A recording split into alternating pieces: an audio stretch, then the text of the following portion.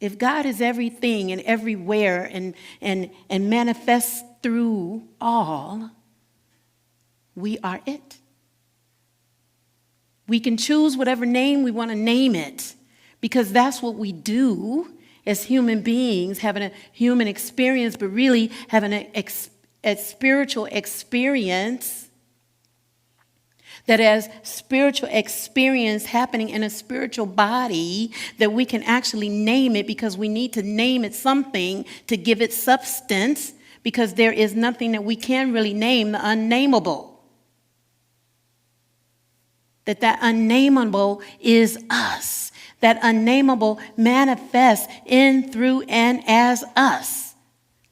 And that when we let go of the labels, when we let go of, oh my goodness, I can't be God, if we name it something else that works for us, then maybe we can capture it.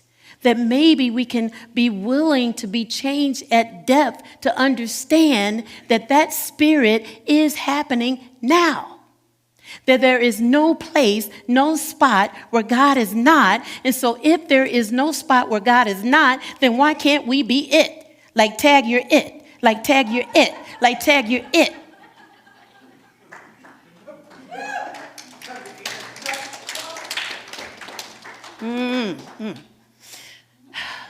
In the Revealing Word, our book of metaphysical terms by Charles Fillmore, our co-founder, he said this, that the I am is the metaphysical name of the spiritual self, as distinguished from the human self.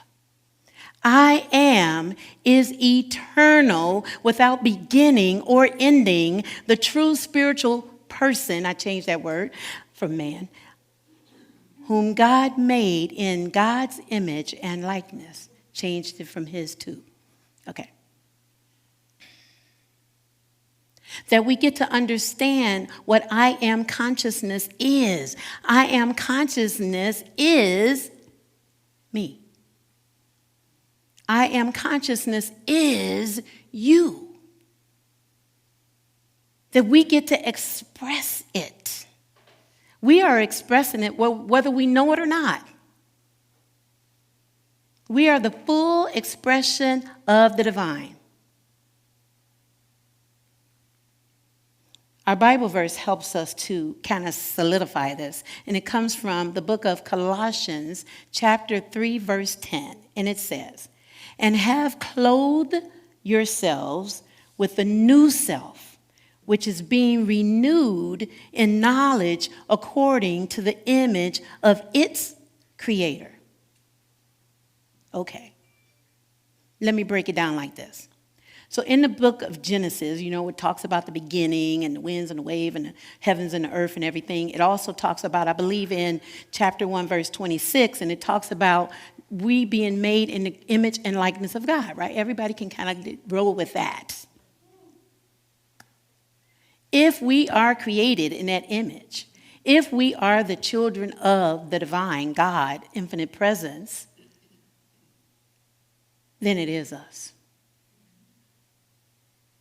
You see, when we look at our children or our families, we know that we have this DNA, right?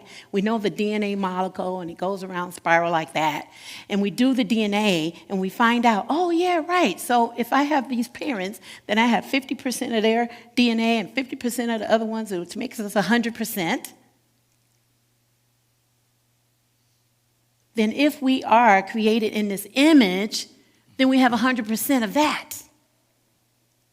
That it's really okay to say it. Now, I know maybe some people you might not want to talk to about, because then they think if you say God, maybe it's blasphemy or something like that, but it's not. We are created in the image. You can roll a book on that. You can say it to anybody who might be out there having a fundamental experience, but aren't we created in the image? Doesn't it say that in Genesis? Then we are. We are it. And so as we are being changed at depth, We're being changed at depth to know the depth of who we are, to know that there is this spirit that lives and moves and has its beingness as us.